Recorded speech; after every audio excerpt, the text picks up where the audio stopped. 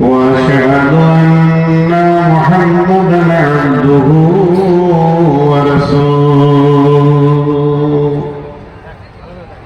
الذي أرسله بالحق بشيرا ونذيرا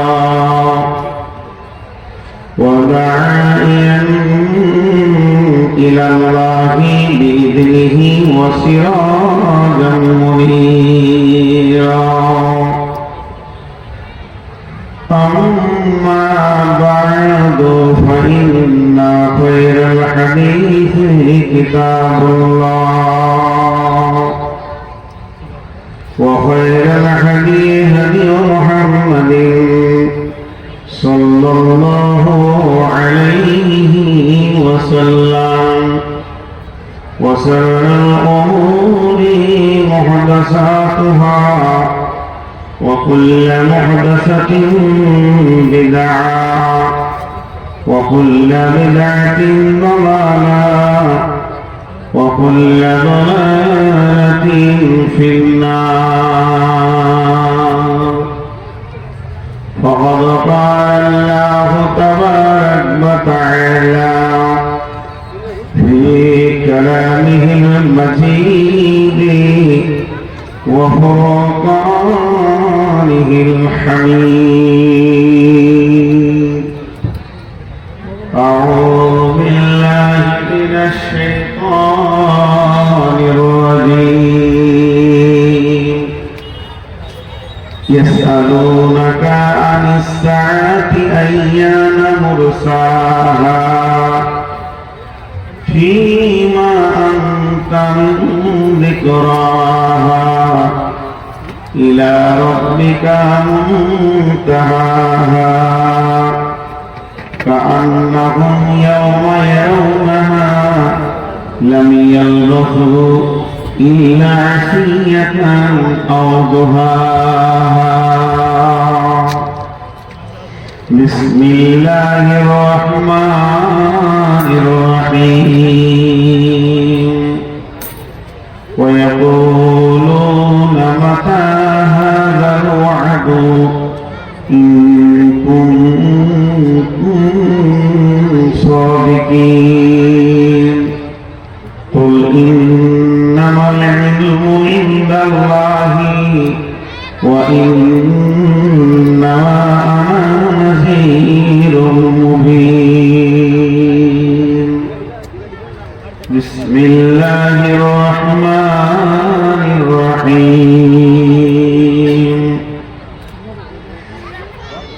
وما قدر الله حق قدره والأرض جميعا قبضته يوم القيامة والسماوات مطوية بيمينه سبحانه وتعالى عما يشركون.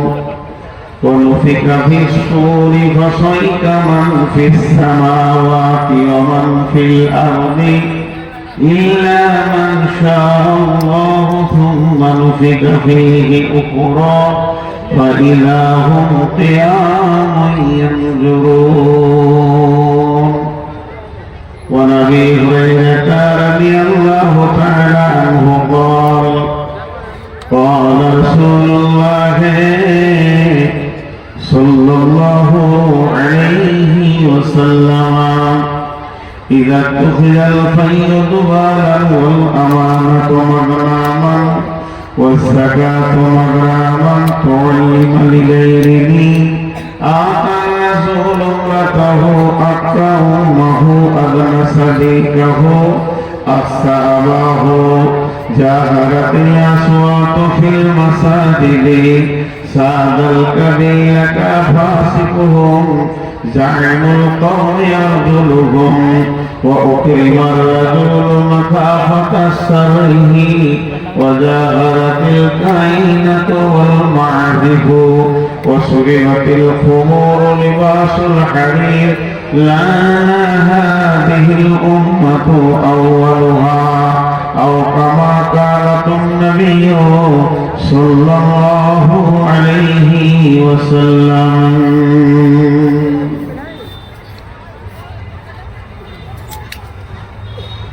দয়াল রহমান কে পারে বুঝিতে তবসান মা বাপ ছাড়া ভাই পিতা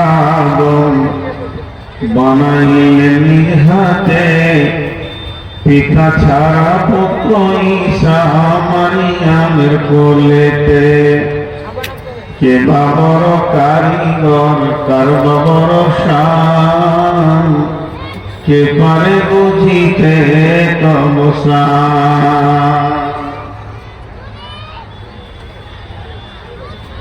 শ্রদ্ধেয় সুযোগ্য আজকের সভার সভাপতি,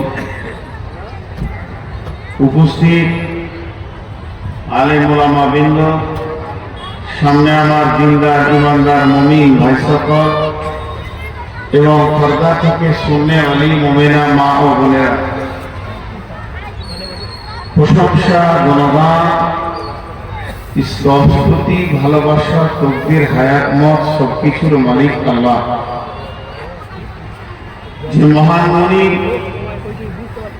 আজকে আমাদেরকে 2025 সালে 12 নভেম্বর বৃহস্পতিবার দিবাগত রাত্রিতে উত্তর দিনাজপুর করমদিঘি মহেশপুর গ্রামে জুনিয়র মাদ্রাসা কেন্দ্রিক আয়োজিত মাহফিলে হাজির করেছেন।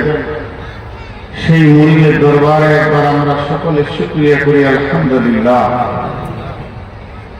দরুদ ও সালাম বর্ষিত হোক আখিরি পয়গম্বর নবী মুহাম্মদ রাসূলুল্লাহ সাল্লাল্লাহু আলাইহি সাল্লামের উপর। আল্লাহুম্মা আমিন, আল্লাহুম্মা সাল্লি আলাইহি, আল্লাহুম্মা বারিক আলাইহি। আমি আপনাদের সামনে গ্রহণযোগ্য আল কোরআন থেকে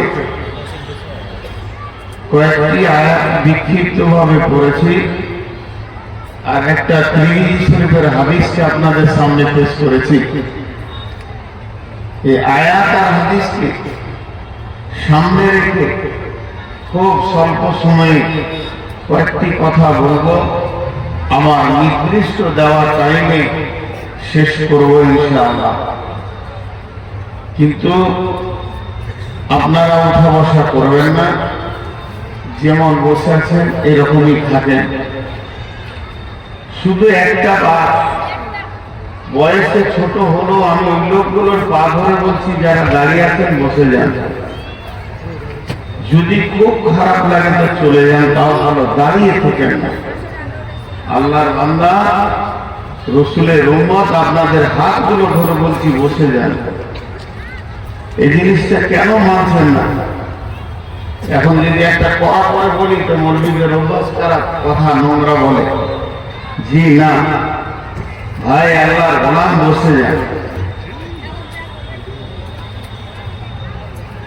এই পৃথিবীটা একদিন ধ্বংস হবে, এই পৃথিবীটা একদিন ধ্বংস হবে। আমি গতকালকে একজনের সঙ্গে আলোচনা করতে করতে বলছিলাম,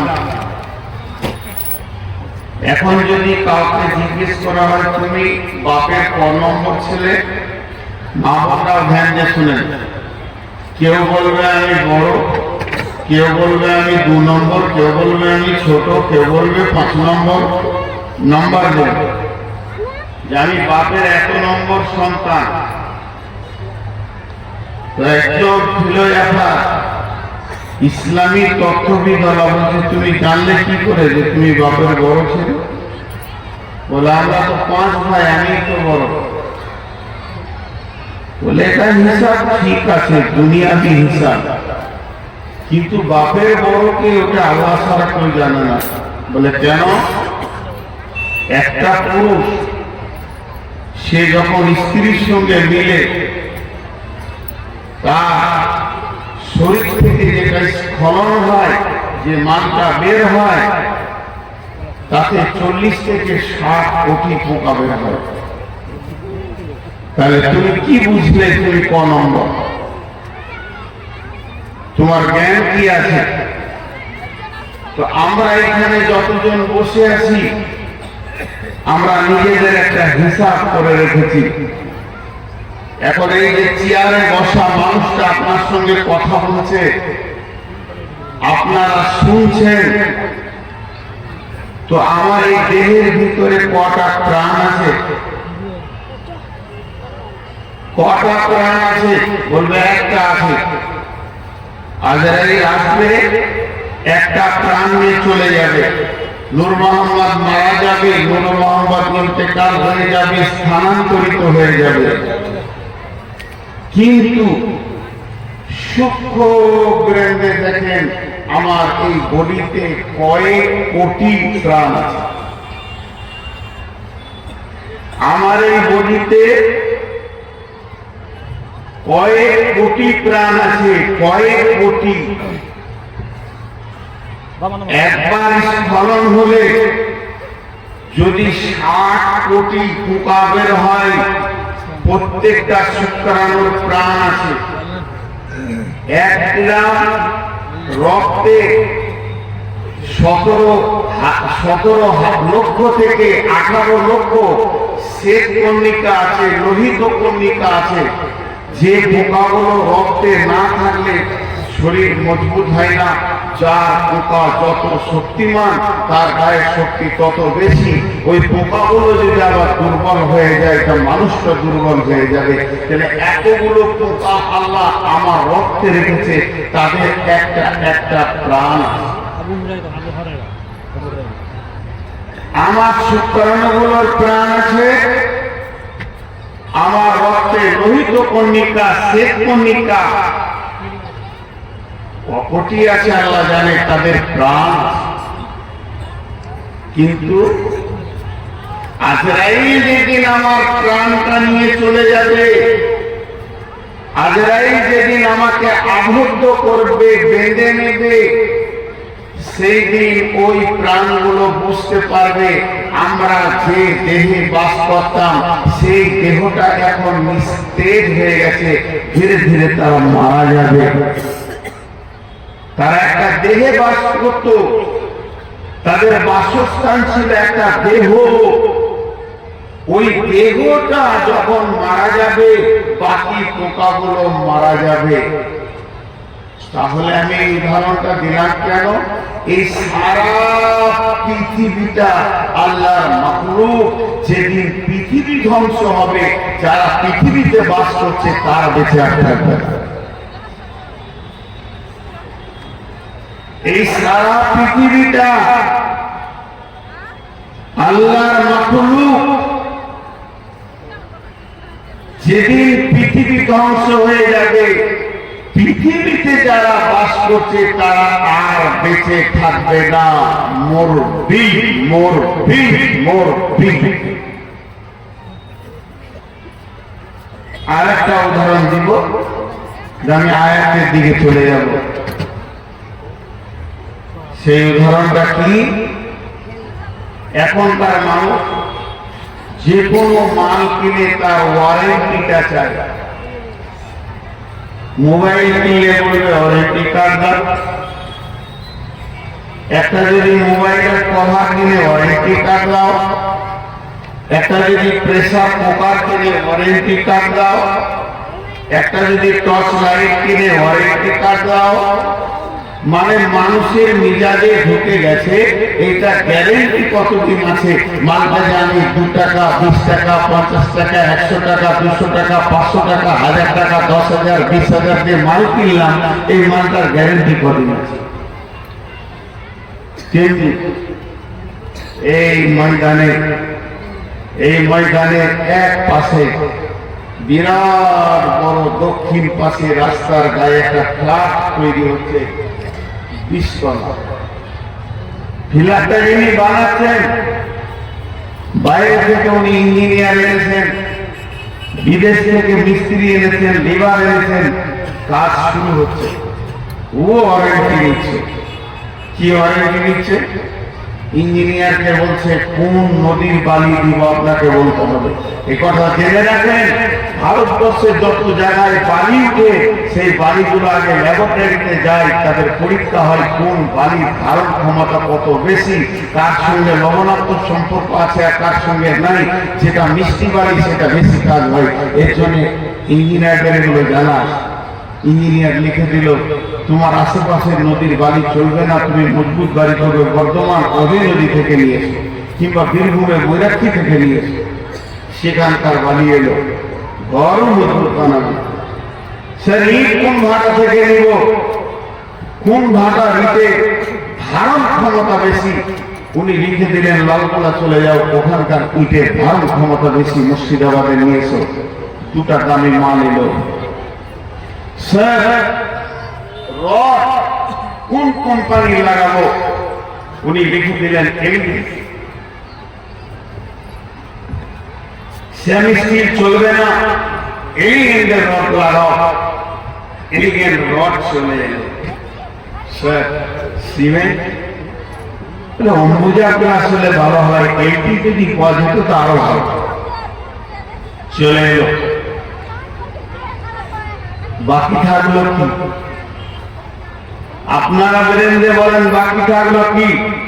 পাথর এলো, রড এলো, সিমেন্ট এলো, বালু এলো, ইট এলো, মাল এসে গেল। বন্ধু, সিমেন্টের গায়ে লেখা আছে 80 বছরের ওয়ারেন্টি। আমার সিমেন্টের যেটা কেমিক্যাল 80 বছরের ধারণ ক্ষমতা রাখে। এলিগেন্ট রড অ্যাডভার্টাইজ দিচ্ছে 100 বছর, কোনো চিন্তা নাই, দরের আগে দাও, ঢালাই লাগিয়ে দাও, প্লানে লাগিয়ে দাও, আমার রড মরিচিকা ধরবে না 100 বছর। সবারই ওয়ারেন্টি পাওয়া গেল, কিন্তু বড় দুঃখের বিষয়, যে জমিনের ওপরে ঘরটা বানানো হবে, যে জমিনটার ওপরে ঘরটা বানানো হবে, যে জমিনটার উপরে ঘরটা বানানো হবে, ওই জমিনওয়ালার সঙ্গে কে যোগাযোগ করবে? আল্লাহ, আমি তো ঘর বানাচ্ছি কয়েক কোটি টাকা দিয়ে, এই টাকাগুলো যে জমির উপরে আমি ঢেলে দিব, এই জমিটা তুমি কতদিন রাখবে? কতদিন এই পৃথিবীটা থাকবে?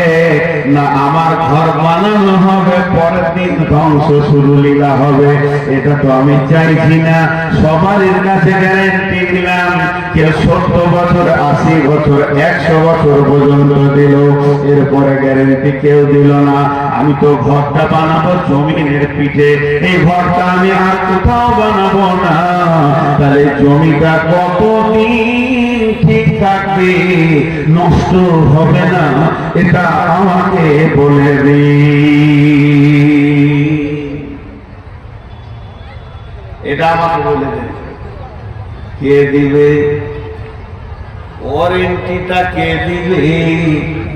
কোন মৌলবি দিবে না মুফতি দেবে? ওয়ারেন্টিটা কে দিবে? কোন মুহাদ্দিস দেবেন না মাদানি দেবেন? ওয়ারেন্টিটা কে লিখে আনবে মামুদের কাছ থেকে, যে আমার হাতে ধরিয়ে দেবে, আপনার হাতে ধরিয়ে দেবে? বন্ধুরে, এটা কোনো প্রসেসিং নাই, এটা কোনো রাস্তা নাই। তবে আমার নবী বলে গেছেন, তিনি ইসলামের দায়িত্ব ভার নিয়ে, কোরআনের প্রচারের দায়িত্ব ভার নিয়ে পৃথিবীতে এসেছিলেন। এই উম্মতের যিনি দায়িত্ব নিয়ে এসেছিলেন, তিনি বলে দিয়েছেন, উম্মত রে, তুমি এই পৃথিবীতে কতদিন থাকবে? উম্মত রে, তুমি যে ঘর বানাবে তো কতদিন থাকবে? লা তাকুমুস সাআতু ফিল আরদি হাত্তা ইয়াকালা আল্লাল্লাহ। পৃথিবী ধ্বংস হবে না, কিয়ামত কায়েম হবে না, এখানে জালজালা হবে না, ভূমিকম্প হবে না, বাড়ি ঘর ভাঙবে না, রোড নষ্ট হবে না, হাওয়া বইবে, ফের নদী বইবে, হাওয়া চলবে, মৌসুম চেঞ্জ হবে, জমিন ফসল দিবে, জমিনের কাজ জমিন করবে, রেল চলবে, প্লেন উড়বে, বাস রোডে চলবে, সব নিজাম ঠিক থাকবে, সূর্য উঠবে ডুববে, চাঁদ উঠবে ডুববে, এতদিন সব ঠিক থাকবে কতদিন? বিশ্বনবী বলছেন যখন এই মাটিতে একটা আল্লাহওয়ালা থাকবে।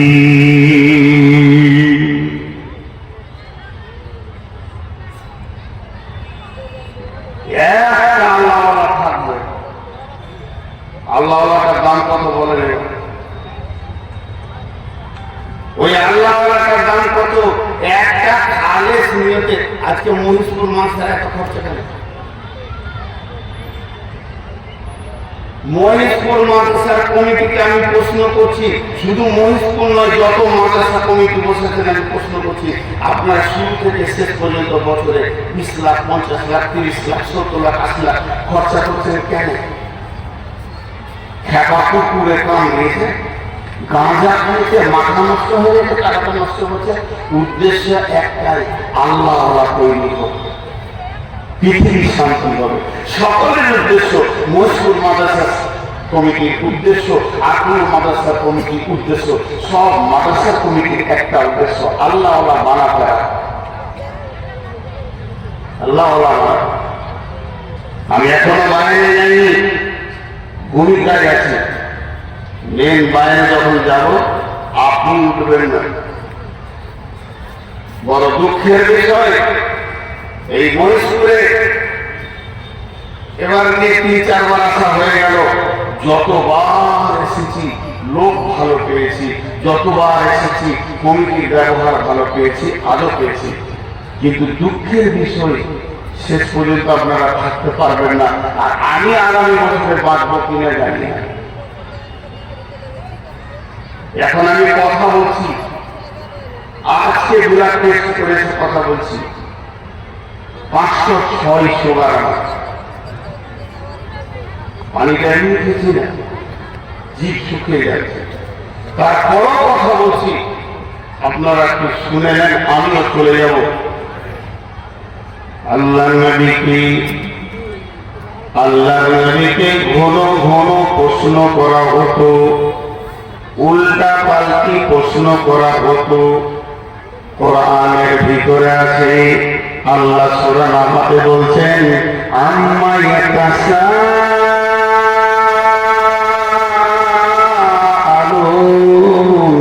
আনিন নাবাইল আযীম আল্লাযী হুম ফীহি মুখতালিফুন।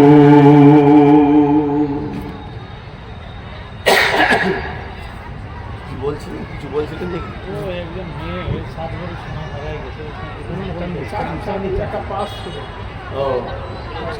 আচ্ছা বলে এগুলো বলতে হবে, কিন্তু খাবার আগে যার বলি আর ওই মাইক যদি বাজে আমি বলে এসছি, আমি আগে খেতে আসবো।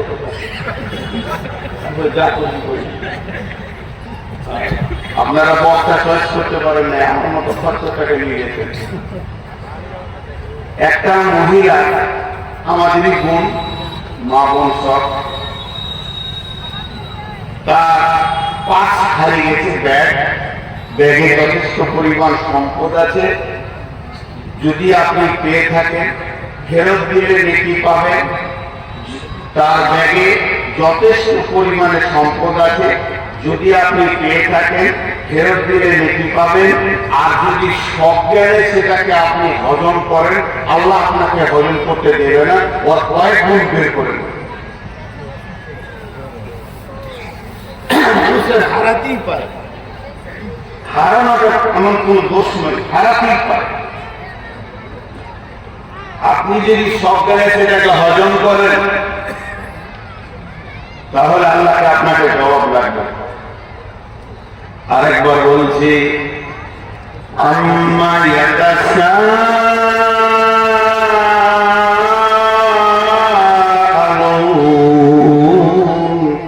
আল্লাহ এত জোর টান মারলে কেন? আল্লাহ তার নবীকে বলছে, নবী হে আমার প্রিয় নবী, তোমাকে কি বিষয়ে ওরা প্রশ্ন করছে? কি বিষয়ে প্রশ্ন করছে গো? বলো, তোমার উল্টা পাল্টি করছে। আল্লাযীহুম ফীহি মুখতালিফুন, কোন বিষয়টা নিয়ে ইখতিলাফ করছে, কনফিউশন তৈরি করছে।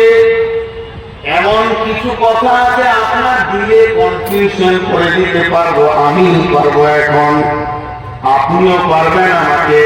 আমি একটা দোকান বানিয়েছি, ওই দোকানে আপনি আসলেন, আমি বললাম ভিভো 29 Pro, এটা মালটা ভালো, এর মতো মাল নাই, ভারতবর্ষের মতো মাল নাই, এর থেকে দামি আর মোবাইল হয়নি, এটাই শেষ দামি, কোন কোম্পানি বের করতে পারেনি। বলতে বলতে আপনাকে বললাম দাম হলো 40,000। এত বলা কথা বলার পর শেষ লেখারে যদি বলি তবে কিন্তু মালটাতে, আর কিছু বললাম না, তবে কিন্তু মালটাতে আর কিছু বললাম না, আপনার মনে কিন্তু শুরু হয়ে গেল। তো ওই কাফেররা করতো কি, কিয়ামতকে নিয়ে রাসূলের সঙ্গে ফাজলামো করতো, হবে হবে, হ্যাঁ হবে, কি জানি এটা কেমন মনে হচ্ছে। আল্লাহ বলছে তোমার দিকে তারা ইখতিলাফ তৈরি করে দিতে, মতভেদ তৈরি করে দিতে, তুতুল্যমান তৈরি করে দিতে। তবে শুনে নাও, আল্লাযীহুম ফীহি মুখতালিফুন, কাল্লা সায়ালামুন হুম্মা কাল্লা সায়ালামুন, কাল্লা সায়ালামুন, নিশ্চয় তারা জানবে জানবে জানবে, হুম্মা কাল্লা সায়ালামুন, আবার বলছে তারা নিশ্চয় জানবে।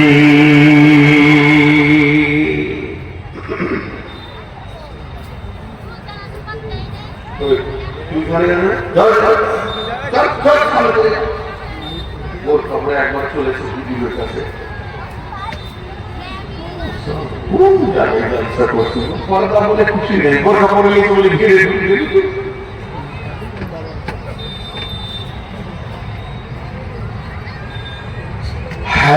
আমার আফসোস। সবাই একবার বলেন আলহামদুলিল্লাহ, সবাই বলেন, সবাই বলেন আলহামদুলিল্লাহ, তোমার ভালো লাগছে। কিন্তু এই কথাটা বসাতে পারলাম না।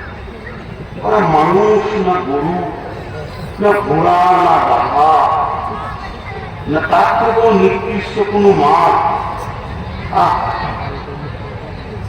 এরা বসছিল। চামড়া যে কত মোটা,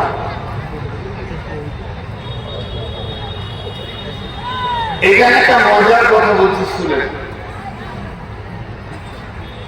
আল্লাহ তাআলা বলছেন, রাসূলুল্লাহ সাল্লাল্লাহু আলাইহি ওয়াসাল্লাম বলছেন হাদিসের মধ্যে, যা ইবর ফাসাআলা রাসূলুল্লাহ সাল্লাল্লাহু আলাইহি ওয়াসাল্লাম, হিব্র মানে হচ্ছে একটা পাদ্রী, পাদ্রী পোপ, পাদ্রী পোপ, পাদ্রী পোপ। মুসলমানদের যেমন মৌলানা, হিন্দুদের যেমন ব্রাহ্মণ, আর এইরকম হলো খ্রিস্টানদের আছে, ওই রকম গুরু আছে আপনার এদের মাওলারিদের। তেমনি যারা ইহুদি আর নাসারা, তাদের আলেমকে পোপ বলে, পাদ্রী বলে। সবচেয়ে বড় আলেমকে পোপ বলে। আমাদের যেমন বড় আলেমকে সম্মানের সঙ্গে ডাকে শেখ, শেখ, শেখ মানে বড় আলেম, শেখ মানে বৃদ্ধ, বয়োবৃদ্ধ, জ্ঞানী বয়োবৃদ্ধ। ওরা বড় আলেমকে পাপায়ে আজম বলে। পাপায়ে আজম মানে ওই হলো সব থেকে বড় পণ্ডিত। একটা ইংল্যান্ড থেকে পাপায়ে আজম 2015 কি 16 সালে আপনার কিনা কলকাতায় এসেছিলেন। এরা হলো পোপ। সেই পোপ এসে বিশ্ব নবীকে বলেছেন, ইয়া মুহাম্মদ সাল্লাল্লাহু আলাইহি ওয়াসাল্লাম। তবে রাসূল সাল্লাল্লাহু আলাইহি ওয়াসাল্লাম বলেনি, এটা আমি বললাম, আমার রাসূলকে ভালোবাসি। আপনারা একবার প্রমাণ করে জোরে বলবেন। ওই পোপ বলছে, ইয়া মুহাম্মদ সাল্লাল্লাহু আলাইহি ওয়াসাল্লাম হাল তাদরি হাক্কুল্লাহ কদরুল্লাহ হাল তাদরি কদরুল্লাহ ও মুহাম্মদ তুমি নিজেকে নবী বলে দাবি করছো তবে কি তুমি আল্লাহর ক্ষমতাটা বলতে পারবে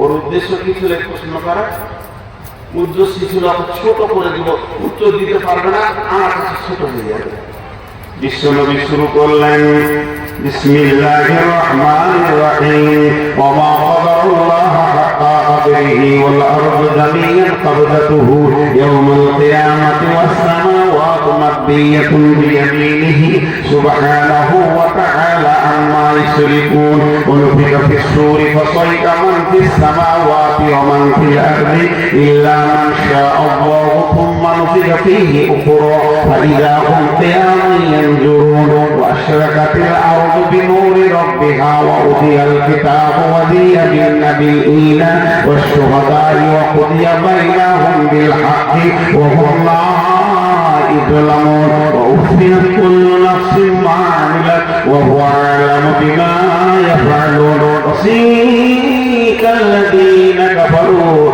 إلى جهنم زمرا বিশ্বনবী যখন আয়াতগুলো পড়তে শুরু করেছে ওর চোখে তো খালি সর্ষের ফুল দেখছে মাথা কাঁটা করে ঘুরছে কি বলছে রে ভাষা কি রে আল্লাহ রাসূল বলতে লাগলেন তোমরা কে আল্লাহর কুদরত জানো আল্লাহর ক্ষমতা সম্পর্কে কি জানো সাতবক আসমানকে একটা বলের মতো হাতে ধরবে সাতবক জমিনকে আর এক হাতে ধরবে এইভাবে ঝাঁকি মারবে সারা বিশ্ব মানব বুঝে নেবে আল্লাহর ক্ষমতা কি নামে নেই আল্লাহ এমন উনি এক একক কাউকে সঙ্গে নেন না ওনার কোন শরীক নাই ওই আল্লাহ কেমন আল্লাহর একটা গোলাম আছে বলবে সুর ফুঁকে দে বিশ্ব ভূমণ্ডল ভেঙে চুরমার হয়ে যাবে তার ভিতরে যাকে ইচ্ছা তাকে বাঁচিয়ে রাখবে তাকে মারবে না সে ধ্বংস হবে না দ্বিতীয় সুর যখন ফোড়া হবে সারা বিশ্বটা ধ্বংস হয়ে যাবে তারপরে আবার আল্লাহ সবগুলোকে দাঁড় করাবেন কেমন কুদরত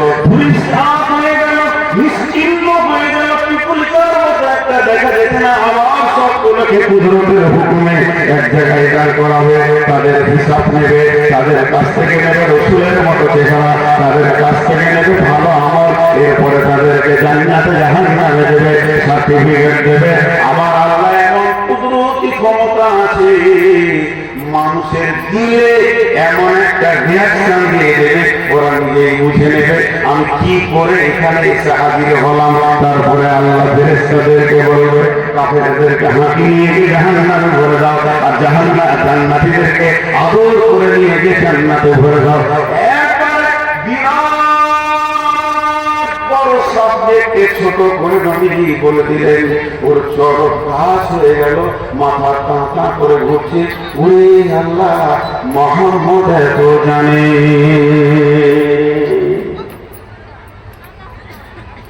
জি ভাই আমরা নিজেদেরকে ভাবি না আর দুটো আয়াত বলবো يسألونك عن الساعة أيان مرساها فيما أنت ذكراها إلى ربك منتهاها আবার আল্লাহ রসুলকে প্রশ্ন করা হতো সে কিয়ামত কবে হবে ইয়াসআলুনাকা আনিস সাআতি আইয়ানা মুরসাহা হে নবী বলে দাও কিয়ামত কবে হবে আল্লাহর নবী বলছেন যে ব্যাপারে তোমরা জিকির করছো এই ব্যাপারটা এইটা নয় এই ব্যাপারটা আছে ইলা রাব্বিকা মুনতাহাহা এটা কবে শুরু হবে তো রবের কাছে আছে যে তারিখ সময় নির্দিষ্ট করা আছে ইল্লা কান্নাহুম ইয়াওমা ইয়ারাউনাহা লাম ইয়ালবাসু ইল্লা আসিয়াতান আও দুহাহা এটা যেদিন হবে তোদেরকে যখন দাঁড় করানো হবে তোর কিয়ামতের মাঠে দাঁড়িয়ে বলবি আমি দুনিয়াতে এক বেলা ছিলাম কিংবা এক সকাল এক সন্ধ্যা ছিলাম বেশি দিন আমি দুনিয়া করিনি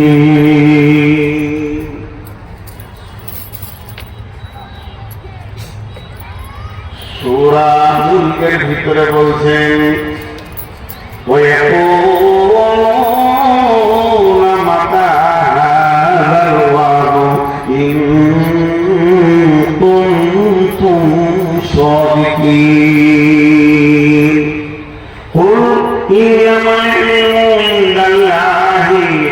ইন্নামা আনা নাযীরুম মুবিন।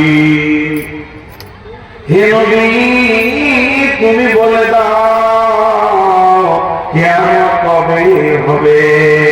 নবীজি বলছেন, না, এটা আমার বলার বিষয় নয়, এই বিষয়টা আল্লাহর কাছে রয়েছে। আমি শুধু তোমাদেরকে ভয় দেখানোর জন্য এসেছি। আমি নির্দিষ্ট কিয়ামতের ডেটে তোমাদের কাছে আসিনি। ইন্নামা আনা নাযীরুম মুবিন, নিশ্চয় আমি তোমাদেরকে প্রকাশ্য ভয় দেখাবো, যাতে করে তোমরা ভীতু হয়ে যাবে।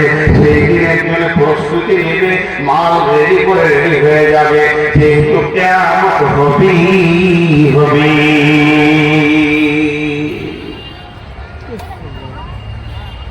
আমার ভূমিকা শেষ। ভূমিকাটাকে আমি 1 মিনিটে গোটাবো। 1 মিনিট লাগবে না, 30 সেকেন্ড। এতক্ষণ আমি যা বললাম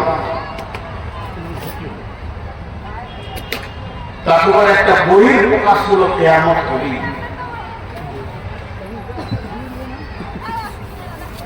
এতক্ষণ আপনাদের সামনে আমি যা বললাম তার টোটাল একটা অঙ্ক দেখা গেল, অ্যামাউন্ট পাওয়া গেল। কিয়ামত হবে, এই জিনিসটা পাওয়া গেল। তাহলে সেটা কত দূরে? সেটা কত দূরে? বিশ্বনবী এত দূর বলেছেন, বার্তা থাকবে শুক্রবার, যেদিন ইসরাফিল সুর ফুঁকবে। বার্তা থাকবে শুক্রবার, যেদিন ইসরাফিল সুর ফুঁকবে। মাসটা থাকবে মুহররম মাস। মুহররম মাসের 10 তারিখে শুক্রবার, সেই দিন কিয়ামত শুরু হয়ে যাবে। কিয়ামত যত কাছে আসবে মানুষের ভিতরে তত ব্যস্ততা বেড়ে যাবে। মানুষ একজনও চুপচাপ বসে থাকবে না, বসার সময় থাকবে না। এই করতে করতে যেদিন কিয়ামত হবে, যেদিন কিয়ামত হবে, আগামী সকাল শুক্রবার যদি কিয়ামত হয়, সেই দিন পৃথিবীতে যতজন মানুষ বেঁচে থাকবে 100-তে 100 জন ব্যস্ত হয়ে যাবে। একটা লোককে ফিরে দেখা যাবে না। চাষিরা মাঠের দিকে দৌড়বে, ছেলেরা স্কুলের দিকে মাদ্রাসার দিকে দৌড়বে, শিক্ষকরা ডিউটির দিকে দৌড়বে, খরিদ্দার দোকানের দিকে দৌড়বে, দোকানদার দোকান খুলবে। গোটা পৃথিবী যেন ব্যস্ততা নিয়ে উঠবে। এমন সময় বিশ্বনবী বলছেন, একটা খরিদ্দার কাপড়ের দোকান যাবে, কাপড়টাকে দেখবে, বলবে কাপড়টা আমার পছন্দ হয়ে গেছে, এটা বুখারীর হাদিস। তারপরে বলবে, ভাইয়া আমাকে এটা 3 মিটার কি 5 মিটার দিয়ে দাও। দোকানদার তাড়াতাড়ি মিটারটা মাপবে, মেপে কাঁচিটা ধরবে, আর খরিদ্দার পকেট থেকে টাকাটা বের করে ধরে থাকবে। ও কাপড়টা কেটে দেবে, এই টাকাটা দিয়ে দেবে। এই নিয়তে ওর হাতে কাঁচি, এর হাতে টাকা। কাঁচিটা বসাতে যাবে, বসানো আর হবে না। অনুফিকা ফিস সূরি ফাসাইকা মান ফিস সামাওয়াতি ওয়া মান ফিল আরদি। ওই অবস্থায় ইসরাফিল সুর ফেলে দিবে, হাত থেকে কাঁচি পড়ে যাবে, হাত থেকে টাকা পড়ে যাবে। মানুষ নাফসি নাফসি নাফসি নাফসি নাফসি নাফসি নাফসি নাফসি নাফসি নাফসি করবে। এই জন্য সূরা নাজিয়াতে ওরা বলেছে, আবার কি আমাদেরকে ফিরে আসতে হবে? গলে যাব, পচে যাব, কবরে মাটি হয়ে যাব, এরপরে কি পুনরুত্থান হবে নাকি? আল্লাহ বলছে হবে। এমন পুনরুত্থান হবে, ফাইন্নামা হিয়া তাজরাতু ওয়াহিদা ফাইদা হুম বিসাহিরা। একটা হুঙ্কার মারবো আর তোদেরকে কিয়ামতের ময়দানে দাঁড় করিয়ে দেব। তখন ওইখানে ওরা বলছে, এটা তো সব থেকে নোকসানের কথা। ওয়ান্নাসিয়াতে গারকা ওয়ান্নাসিতাতি নাসা ওয়াসসাবিহাতি সাবহা ওয়াসসাবিকাতি সাবহা আল-মুদাব্বিরাতি আমরা ইয়াওমা তারজিফুর রাজিফা তাতবাউহার রাজিফা কুলুবুন ইয়াওমাইযিন ওয়াজিফা আবসারুহা খাসিয়া ইয়াকুলুনা আইনাল মারদুদুনা ফিল আখিরা আইযা কুননা ইদামান নাকিরা আইযা কুননা ইদামান নাকিরা। আল্লাহ তাআলা বলছে ওরাই বলবে কোলে পচে যাওয়ার পর কি আবার পুনরুত্থান হবে? কোরআন বলছে হবে, এরা বলছে এটা তো বড় লোকসানের কথা শুনছি। আবার যদি পুনর্বার আমাদের জীবিত হয়ে কিয়ামতে দাঁড়াতে হয়, এটা আমার লোকসান ছাড়া এটা লাভ খুঁজে পেছি না।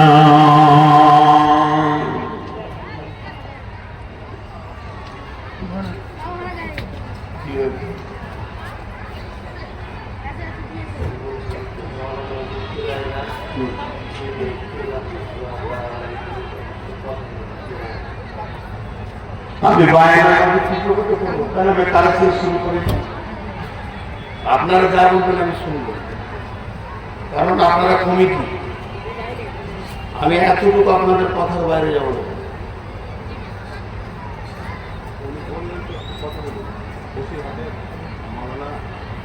এত বুঝলাম তো আমরা শুধু কি আছে, আমি ওদের কালেকশন করবো, তার বায়ন করবো। একটা বায়ন ধরে রাখা কত কঠিন সে আমি জানি, কত কষ্টটা আমি জানি, কিন্তু আমি জার্সি শেষ হয়ে যাবে পাঞ্জিয়ে দেবো, আমাকে দোষ দিবেন না। কারণ এই কদিন আগে আব্দুর রহমানের সাথে এই ঝামেলাই হয়েছে, সব ওটা আদায় করতে বলেছে, লোক উঠে চলে গেছে। আমি এই তো বায়ন শুরু করলাম, এখন তো হাদিসটা এবার শুরু করবো। আমি কিন্তু আদায় শুরু করবো। আসসালামু আলাইকুম। জি ভাই, ভালো আছে। আপনি মুফতি সাহেব মানুষ, আবার তো অনেক আপার লেভেলের মানুষ, আপনি আমার শিক্ষক মানুষ। তা বাইরের মাঝে ব্রেক করা হয় যে কত কষ্ট। এই মাত্র 20 মিনিট হলো, আর মাঝে যদি আমি ব্রেক করি, আপনি তো আলেম মানুষ। হ্যাঁ, তা আপনি দান করেছেন 3 লক্ষ টাকা, শুনে খুশি হলাম। আচ্ছা আচ্ছা, হ্যাঁ ঠিক আছে, দোয়া করুন।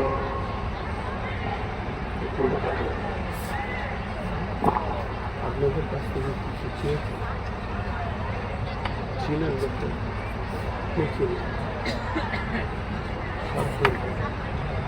আমাকে 10.5 লাখ খুব বেশি, আর মানুষ ভয়ানক টাকা। ও বলবে যে 10,000 কেন প্রসেসিং করছে, আর পাবে না। চিনি ওর কণ্ঠতে বুঝিয়ে দিচ্ছি, ওর একবার রামপুরহাট বাড়ি বলবে, একবার বসিরহাট বাড়ি বলবে, পাগলা হয়ে গেছে।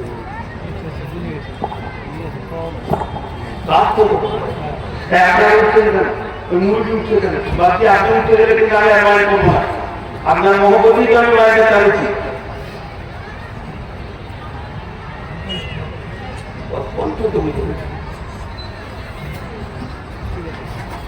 প্রতিদিন উমরাই যাই। 7 দিন আগে আমাকে বলছে, আমি ট্রেন আসছি, আমি উমরাই যাচ্ছি, যখন আমরা মাসে চালাচ্ছি।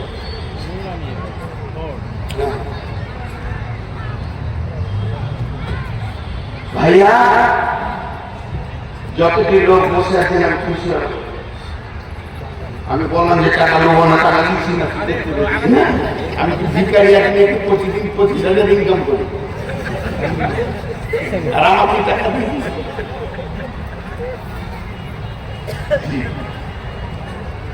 একটু ধৈর্য ধরে টোটালটা একটু বুঝিয়ে, এতক্ষণ আমি যা বললাম তাতে নিশ্চিত কিয়ামত হবে। এটার উপরে টাকার ইমান নাই, হাত তুলেন, হাত তুলেন দেখি, 4টা হাত উঠেছে, ওদের ইমান নাই। কিয়ামত হবে, এর উপরে ইমান নাই, হাত তুলে দিবে। আসলে ও ঝোঁকে তুলেছে, নাকি হবে। এবার চলেন অনুসূচনা।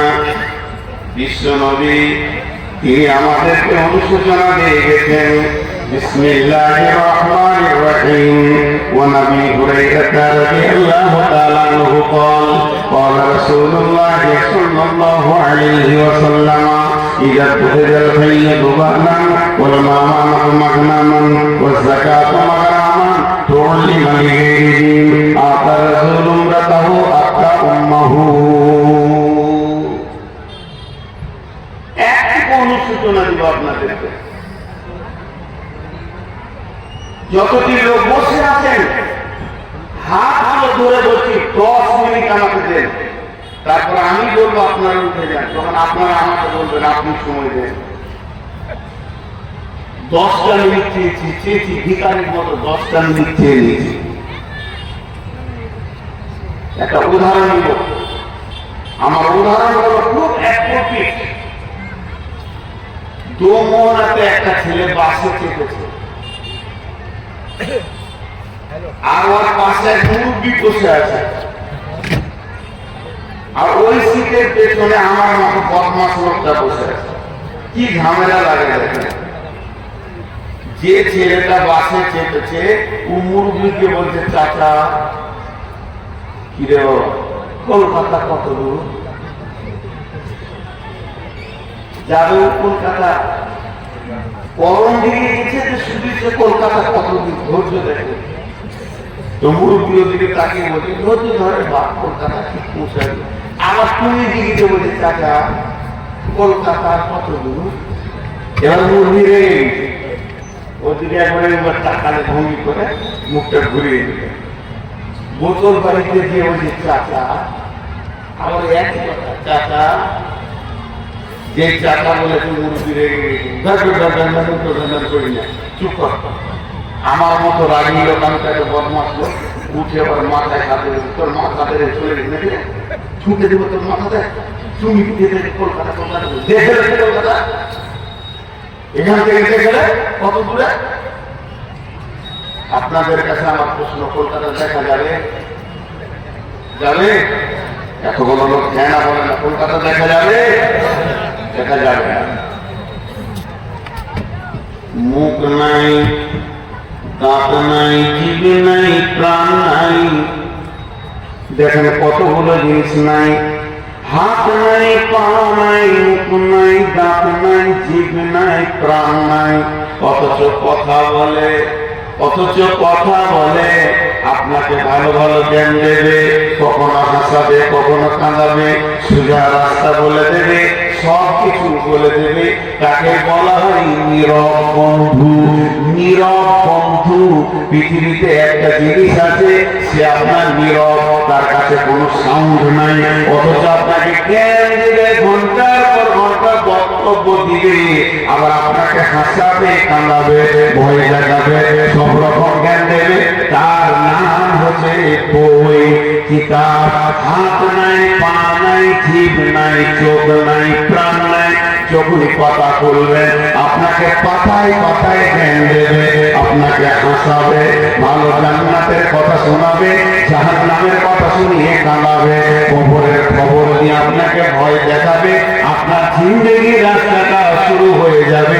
এর নাম হচ্ছে কিতাব, এর নাম হচ্ছে বই। এই বইকে যে বন্ধু করবে তার রাস্তা ক্লিয়ার হয়ে যাবে। তেমনি বন্ধুরে, পরম দিকে থেকে কলকাতা দেখা যাবে। যদি মগজ ঠিক থাকে, ব্রেন ঠিক থাকে, একবার জানলা দিকে তাকাও, দেখো মাইলস্টোনে লিখে দিয়েছে ইঞ্জিনিয়ার 485 কিলোমিটার। তোমার সঙ্গে থাকবে না 378 kilometre, Siliguri 127 kilometre, 120 kilometre, 186 kilometre. আপনি এখান থেকেই বুঝে নেবেন কলকাতা আর কত দূরে। দেখতে না পেলেও মন শান্তি হয়ে যাবে। ওই 400টা একবার 100 হয়ে যাবে। গাড়ি চলতে চলতে ওটা 90 হবে, 80 হবে, ওটা 70 হবে, 60 হবে, 50 হবে, 40 হবে, 30 হবে, 20 হবে, 10 হবে, 9 হবে, 8 হবে, 7 হবে, 6 হবে, 5 হবে, 4 হবে, 3 হবে, 2 হবে, 1 হবে, যে 0 লেখা থাকবে, ওটাই হলো কলকাতা। আপনার গতিশীল জীবনটা আগাবে কলকাতার দিকে আগাচ্ছে। এর জন্য কোরআনে আছে, অচিরি তোমার কাছে কিয়ামত আসছে, এটা নয় তুমি কিয়ামতের দিকে যাচ্ছ। সাবধান হয়ে যাও, একদিন তোমার সঙ্গে কিয়ামতের মোলাকাত ঘটে যাবে।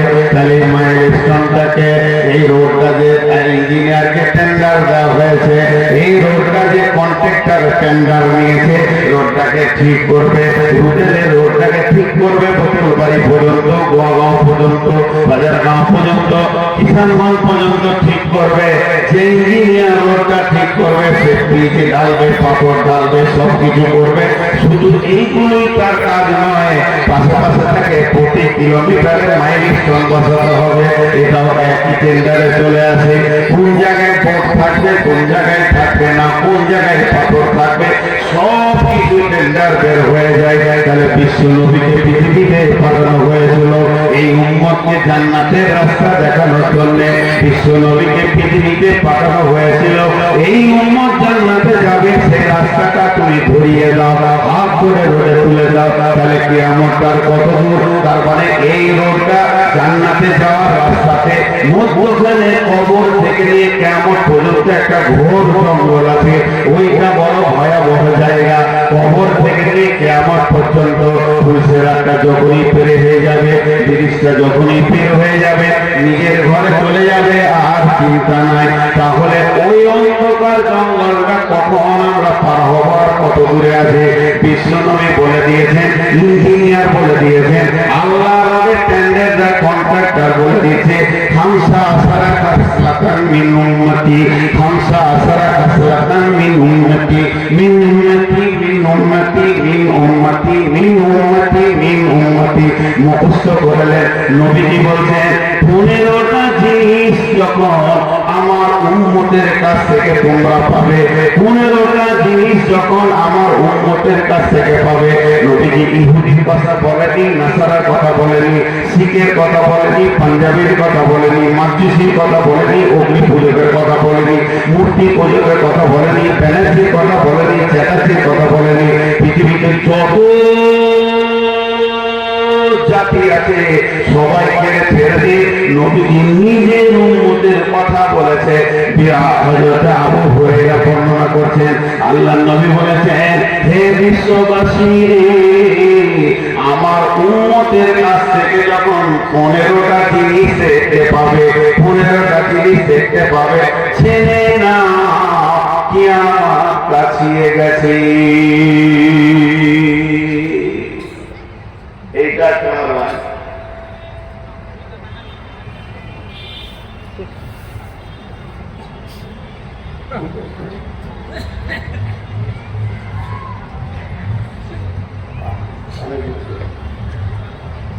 কি হবে সমাজ চিন্তা। ওর কানের কাছে একটা বক্তা বকছে, ওর মোবাইল ফেসবুক চালাইছে, ইউটিউব চালাইছে, জাতীয় নষ্ট হয়ে গেছে। আগেকার যুগে 5 জন বন্ধু যদি বেড়াতে যেতে ইয়ারকি ঠাট্টা খেলা খেলে লাফালাফি করতো, এখন 10 জন বন্ধুকে দেখবে নিজে নিজে ফেসবুক খুলে তার কথা বলার সময় গেলি কেন একসাথে বাড়িতে থাকতে পারত, একসাথে জোয়ার মানে একটু গল্প করবো, মত বিনিময়। ও মোবাইলটা খুলে মনে মনে করছি তুই কোন বক্তা, বড় বক্তা তো আমার হাতে।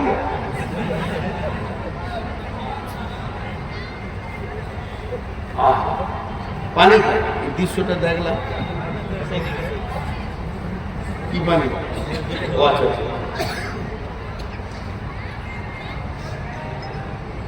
মাশাআল্লাহ।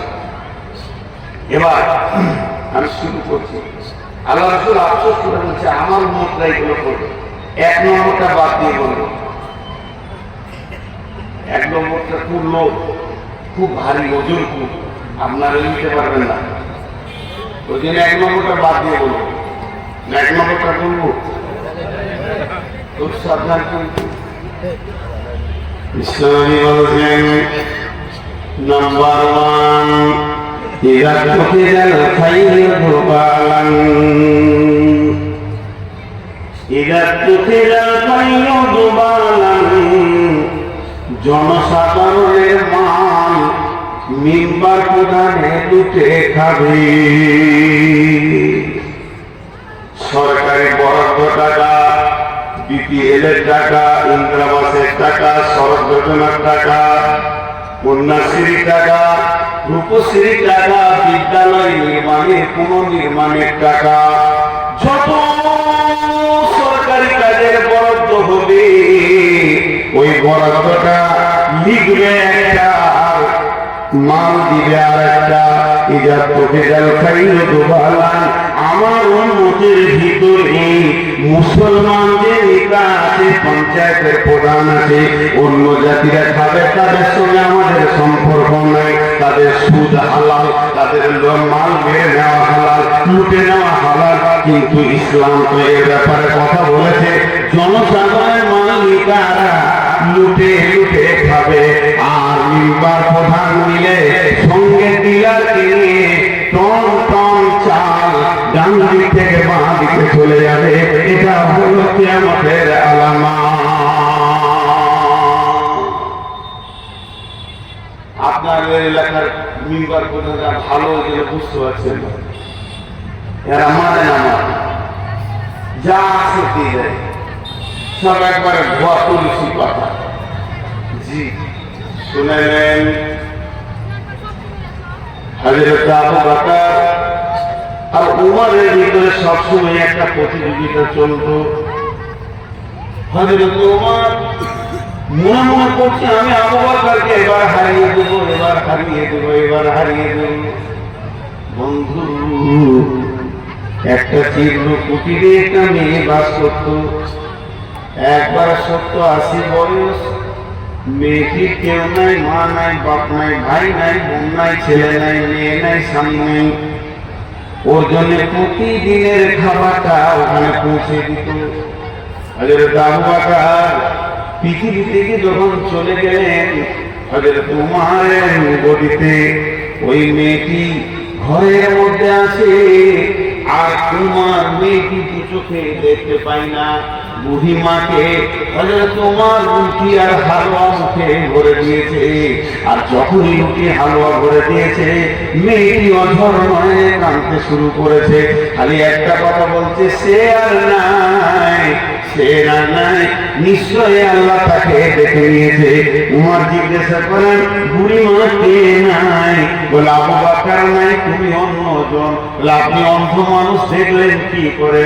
আমি আবু বকর না উমর। বলে শুনে নাও বেটা, আমার একটাও দাঁত নাই। ও যে আমাকে প্রতিদিন খাইয়ে দিত, তো চিবিয়ে নরম করে মুখে ভরে দিত। তুমি ডাইরেক্ট রুটি ভরে দিয়েছো, আমি বুঝে নিয়েছি সে আর নাই। তখন হযরত উমর কেঁদে বলছে, আবু বকর ভাই, তোমাকে কোনোদিন আমি পারলাম না, তুমি আমাকে হারিয়ে দিয়েছো। বিশ্ব নবী 23 বছরে যে মিশনটা চালিয়েছিলেন, যে কলেজটা চালিয়েছিলেন, 23 বছর যে ইউনিভার্সিটি চালিয়েছিলেন, 1.5 লক্ষ সৈন্য তৈরি করে গেছিলেন, শিষ্য তৈরি করে গেছিলেন, নেতা বানিয়ে গেছিলেন, যাদেরকে পৃথিবীতে শান্তি আর শান্তি ছিল। সেই কাজ কোথা গেল? সেই শিষ্যরা আজ কোথায় হারিয়ে গেল?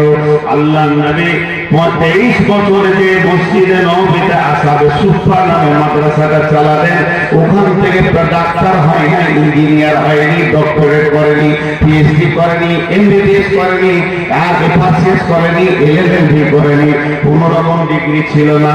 কিন্তু চোর, মাতাল, লম্পট, খুনি, দাগাবাজ, লুটেরা, লম্পট, লাফাঙ্গারকে আল্লাহ রাসূল সুনামি মানুষ বানিয়েছেন। ফ্যাক্টরিটা কত সুন্দর ছিল। ওই হযরত উমর রাসূলের হাতে সেকেন্ড পর্যায়ে ছাত্র, ফার্স্ট পর্যায়ে ছাত্র আবু বকর। তাহলে হযরত উমর দেশে শাসন করলেন একটা আঙ্গুলের ইশারাতে। 18 লক্ষ বর্গ মাইল শাসন করেছেন। আল্লাহর নবী বলছেন, আমার উম্মতকে কত সুন্দর আমি শিখিয়ে দিলাম কেমন করে দেশ শাসন করবে। জনসাধারণের মাল খাবে না, আমানতের খেয়ানতি করবে না, আর কিছু করবে না, আর কিছু করবে না, সুন্দর করে বুঝিয়ে দিলাম।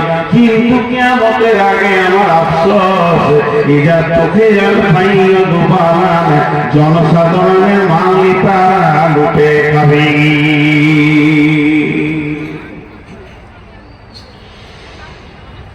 আজকে আমাদের অবস্থা কি ভাবেন? আমি দেয়ালে যদি একটা দাগ টেনে দিই বোর্ডে, ওই দাগটা ছোট না বড় আপনি বলতে পারবেন না। ওর পাশে আরেকটা দাগ যদি টানা হয় তখন ও ছোট না বড় বলতে পারবেন। একদিকে এখনকার যুগের নেতাদের চরিত্র, আর একদিকে রসুলের নেতাদের চরিত্র, দুটাকে পাশে পাশে রাখেন। 2002 সালটা বলছি, 2002 আমি বাংলাদেশে ছিলাম। ঢাকা আন্তর্জাতিক এয়ারপোর্ট থেকে একটা গাড়িতে চেপে ঢাকা ইসলামপুর ড্যামরা রোডে যাচ্ছি। আমার সাথে একজন সাথী ছিলেন ওই দেশের, নামও মনে আছে। সেই ব্যক্তি গাড়িটাকে দাঁড় করিয়ে একটা পত্রিকা দিল, পত্রিকা যুগান্তর পত্রিকাটার নাম আমারও মনে আছে।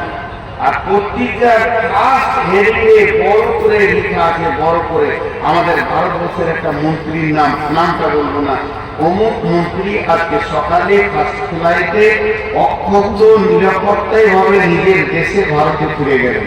মানে কোনো মন্ত্রী গিয়েছিলেন বাংলাদেশে, 2-3 দিনের সফর ছিল, খবরের কাজগুলো করে সে নিরাপত্তায় কোনো তার অসুবিধা হয়নি, আমাদের দেশে প্লেনে ফিরে গেলেন।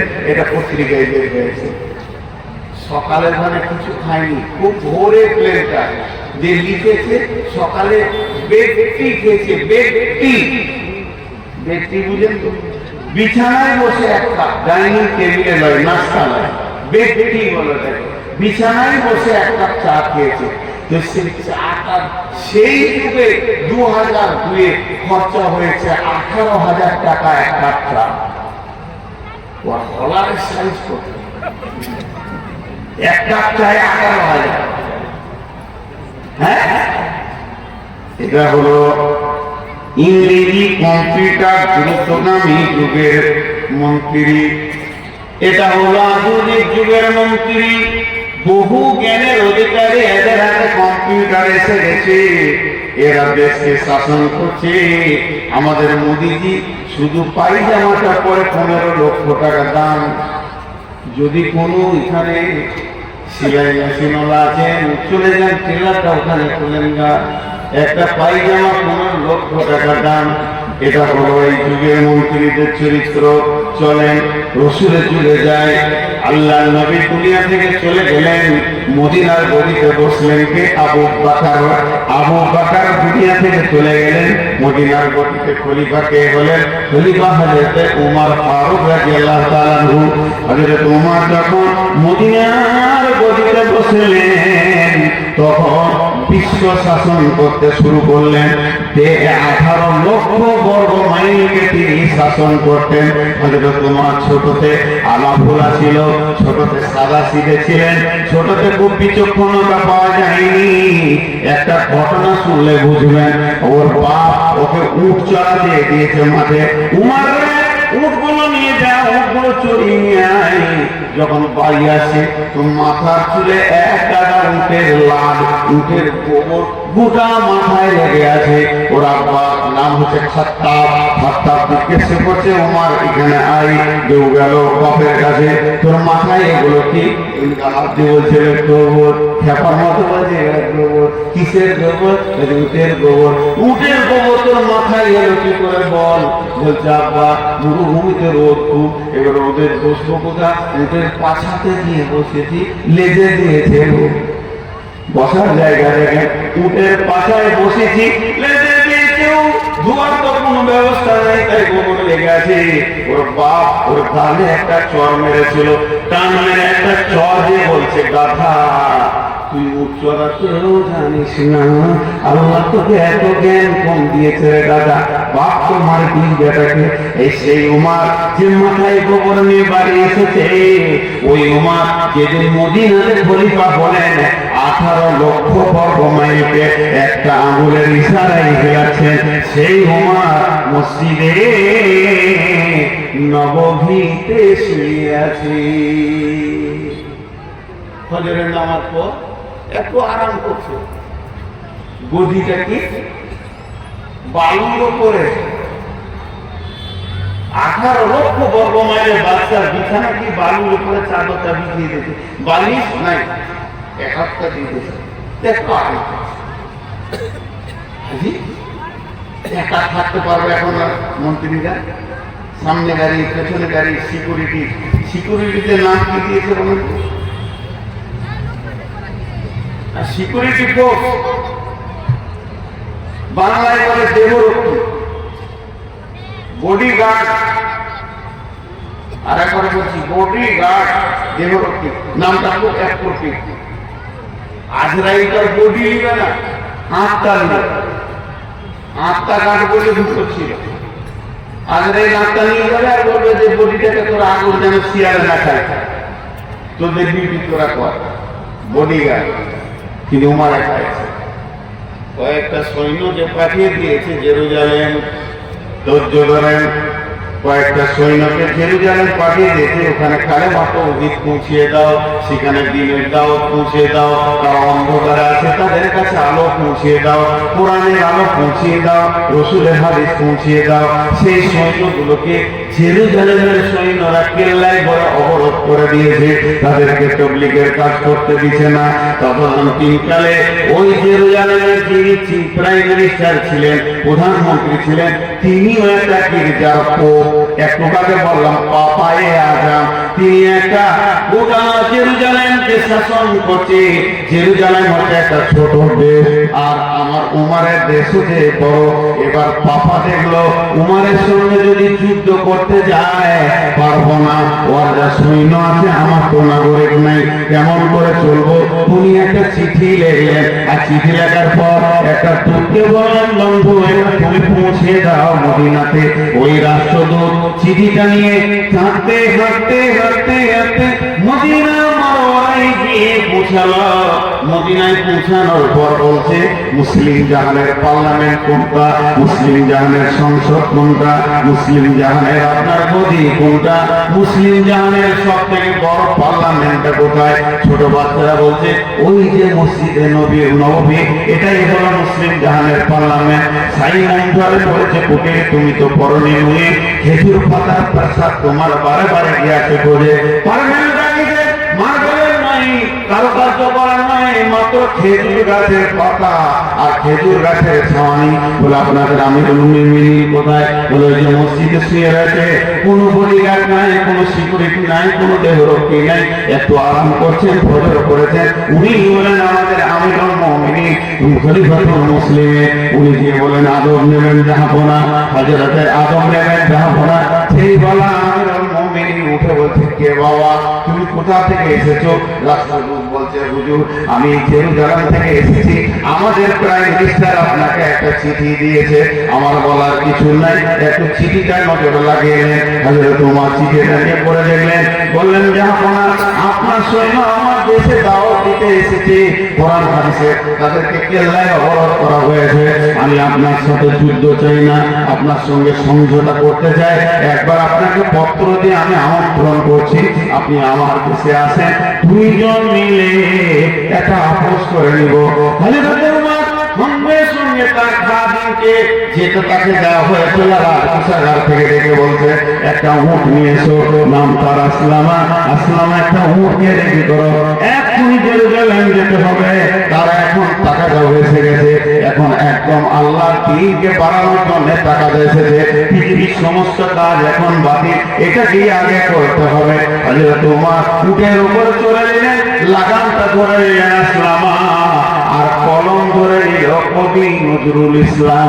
এই ঘটনার উপরে কবি নজরুল ইসলাম একটা কবিতা বলছে, হেরি পশ্চাতে চাহি তুমি চলে গেছো রোদ্দুর দগ্ধ ধূর্মর উপর কহি, জেরুজালেমের কেল্লা যেতে আছে অবরোধ করে, ফির মুসলিম সেনা দল তব বহুদিন মাস ধরে, তরুণের দ্বার খুলিবে তারা। বলেছে শত্রু শেষে উমার যদি সন্ধি পত্রে স্বাক্ষর দেয়ছে, আইরে আবেগ দ্বারার মালিক আমিরুল মুমিনিন। শুনে খবর উঠে চলেছে বিরামহীন সাহারা পাড়ায় ঝুড়িতে দোকানা, শুকনো খুব জরুরি, একটি মশকে এতটুকু পানি, খুরমা 2-3 মুঠি। প্রহরী বিহীন সম্রাট চলে একা উঠে চোরে, চলেছে মাত্র একটি ভিত্ত উঠে রসি ধরে। মরুর ঊর্ধ্ব আকাশে সূর্য আগুন বৃষ্টি করে, সেই সে আগুন তাতে পয়সা ফুটে পালো কারণ উপরে। কিছু দূরে যেতে উঠোতে নামি, কিছু দূরে যেতে উঠতে নামি কহিল গোলামের ভাই পেরেশান বড় হইয়াছে চলিয়া এইবার আমি যাই উঠে রশি ধরিয়া ভক্তরে উঠে বসো উঠে তপ্ত ভালুতে চলেছে চরণে রক্ত উঠেছে উঠে গোলাম তুই হাত ধরে চুমি গোলাম উমারে তুই হাত ধরে চুমি কাঁদিয়া কহিল এ আদেশ করেন কেমন এখনই গোলাম রহিবে উঠে পিঠে আরাম করিয়া বসে আর হেঁটে যাবে খলিফা উমার ধরিয়া উঠের রশি খলিফা হাসিয়া বলে দেখছি আমি না হাসলেও চাপতে পারবে না হাসিয়া হাসিয়া বলে তুমি জিতে গিয়ে বড় হতে চাও ভাই আমার চলে রশি আমাকে আল্লাহ যেদিন বলিবে উমার ওরে করিল খলিফা মুসলিম জাহানের তরে চুপ করে তোরে কি জবাব দিব কি করিয়া মুখ দেখাবো রসুলের ভাই আমি তোমাদের প্রতিনিধি মাত্র মোর অধিকার নাই আর আমি সুখের মানুষ হইয়া মানুষের সেবা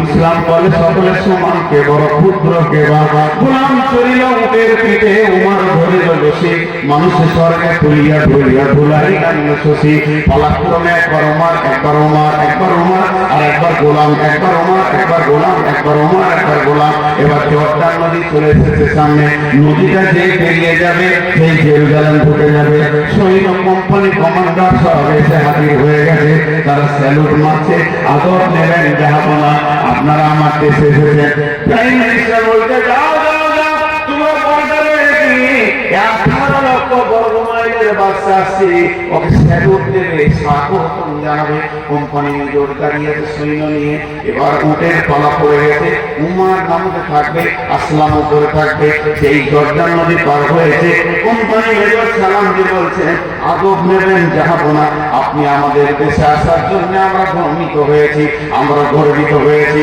তখন আসলামা উপর থেকে কাঞ্চার বলছে আমাকে কেউ স্যালুট দিবেন না আমি আমিরুল মুমিনিন নয় আমি আমিরুল মুমিনিনের খাদেম যিনি উটের লাগাম ধরে আছে উনি হলেন হযরত উমর আমিরুল মুমিনিন খলিফাতুল মুসলিমিন সৈন্যরা ঝরঝর করে কেঁদে দিল হায় আল্লাহ বাদশা দেখেছি মন্ত্রী দেখেছি রাজা দেখেছি বড় বড় ধনী দেখেছি জমিদার দেখেছি কিন্তু পূর্ণাঙ্গ মানুষ এখনো দেখিনি আজকে একটা পূর্ণাঙ্গ মানুষ দেখলাম বন্ধুরে গির্জা ঘরে গিয়ে তারপরে সন্ধিপত্রে স্বাক্ষর করলো স্বাক্ষর হয়ে যাওয়ার পর আর গির্জার পক্ষে বলছেন তোমার ভাই আমাকে একটা 2 মিনিট ছেড়ে দেন 10 মিনিট ছেড়ে দেন কিছুক্ষণ আমাকে ছেড়ে দেন ও বলছে কেন বলে আমি গির্জার বাইরে গিয়ে ওই ফাঁকা মাঠে 2 রাকাত ফজরের নামাজ পড়ে আসবো নামাজের ওয়াক্ত হয়ে গেছে আমাকে ছেড়ে দেন ইজাজত নিচে পারমিশন নিচে ছোট দেশের রাজার কাছে বড় দেশের রাজা আমাদের দেশে কি আমাদের দেশে যদি আমাদের মন্ত্রী হলো নরেন্দ্র মোদী আর বারাক ওবামা যদি এখানে আসে মোদী ওর পেছনে হাঁটবে যেই না ইসলাম এটা বলেনি ইসলাম বলেছে তুমি যে দেশে চলে যাবে সেই দেশের মন্ত্রী তোমার মন্ত্রী হয়তো তোমার ওটা মেনে নিয়েছে আমি এখন জেরুজালেমে আছি আমার মন্ত্রিত্বে কোনো মূল্য নাই এখানকার যিনি পোপ তিনি আমার মন্ত্রী তাই তার কাছে আদরের সঙ্গে ছুটি নিয়েছে এইটা দেখে পোপ কাছে মানে পাগল হয়ে গেল কি কোন জিনিস রে ভাই এটা কি বলে এটা ইসলাম আমি ইসলাম মেনে চলি বলে তুমি কি এত ভালো তোমার আদর্শে পাগল হয়ে গেছে বন্ধুরে হযরত উমর কি বলো উমর তো কপি উমর হলো ফটোকপি উমর হলো একটা ছায়া উমরকে যে বানিয়েছে উমর যার হাতে তৈরি হয়েছে সে নবী মুহাম্মদ সাল্লাল্লাহু আলাইহি ওয়াসাল্লামকে দেখলে তুমি কলিজাটা দিয়ে দিবে তখন পাদ্রী পোপ বলল হে ভাই উমর হে ভাই উমর তুমি হাতটা আমার দিকে বাড়াও উমর হাত বাড়ালেন পোপ ওই হাতের উপরে হাত রেখে বললেন আশহাদু আল্লা ইলাহা ইল্লাল্লাহ ওয়া আশহাদু আন্না মুহাম্মাদান আবদুহু ওয়া রাসূলুহু একটা সাহাবী একটা চরিত্র একটা সাহাবী একটা চরিত্র একটা দেশ জয় করে চলে এলেন বন্ধু আমার এ ছিল রাসূলের বানানো নেতা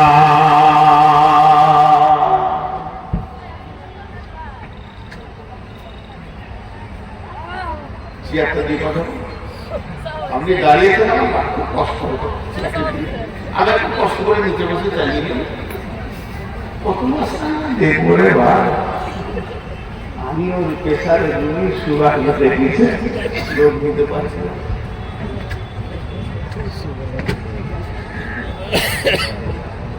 বারোটা বেজেছে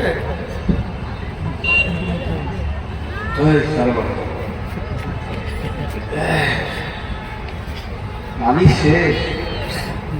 আমি যে জিনিসটা এখান থেকে দেখাতে চাইলাম সে নেতারা কেমন ছিল, উমারের কথা বলতে বলতে বলতে বলতে রাত পেরিয়ে যাবে। এক নম্বর হচ্ছে জনসাধারণের মা নেতার রুটে খাবে। নাম্বার 2 ওলামানাতু মাগনামান, ওলামানাতু মাগনামান, ওলামানাতু মাগনামান, আমানতের খেয়ানতি চলবে। এমন একটা জামানা আসবে 20,000 টাকা যদি কারো কাছে রেখে দেন 3 দিন পর নব বলে, 3 দিন পর যখন আপনি আসবেন বল ভাই টাকাটা দেন, সিজে দিচ্ছি বিকালবেলায়, বিকাল আবার গেলের বন্ধু আমার আমানত টাকা তোমাকে দিয়েছি। বিশ্ব নবী বলছেন কেউ যদি আমানত দেয় ওই আমানতের 5টা 100 টাকার নোট বের করে তুমি যদি 500 টাকা ভরে দাও এটাও খেয়ানতি হয়ে যাবে। যে নোটগুলো দিয়েছে ওটাই দিতে হবে, এটা আমানতদারি। আমানতদারি খেয়ানত করলে ওই লোকটা মুনাফিক হয়ে যাবে। অথচ আল্লাহর নবী বলছেন এমন একটা জামানা আসবে আমার উম্মতের ভিতরে আমানতদারি চলে যাবে। এবার বলেন 50,000 টাকা দিয়ে আপনি নিশ্চিন্তে থাকতে পারবেন না, 5 দিন পর টাকাটা আমি পেয়ে যাব। আনতে গেলে প্রথম বলবে বাক্সটা আছে আপনার ভাবি নাই, তারপরে বলবে ভাবি এসেছে, টাকাটা বড় ছেলেটা কাজে লাগিয়ে দিয়েছে, কালকে নেবেন পশু নেবেন, এই করতে করতে 10 বছর আপনি টাকাটা পাবেন না। আমানতের খেয়ানাতি চলবে। মাদ্রাসার টাকা, মসজিদের টাকা, আর কিলাফের টাকা, আপনার কেনা সরকারি টাকা, গ্রামের টাকা, মসজিদের বক্তব্যের টাকা, কুরবানির চামড়ার টাকা, ফিতরার টাকা, যার কাছে জমা থাকবে ও আমানতের খেয়ানতি করবে। এটা কিয়ামতের দ্বিতীয় আলামত। আর 3 নম্বর ও যাকাতুল মাগরামান, যাকাতকে জরিমানা মনে করবি, যাকাতকে জরিমানা মনে করবি।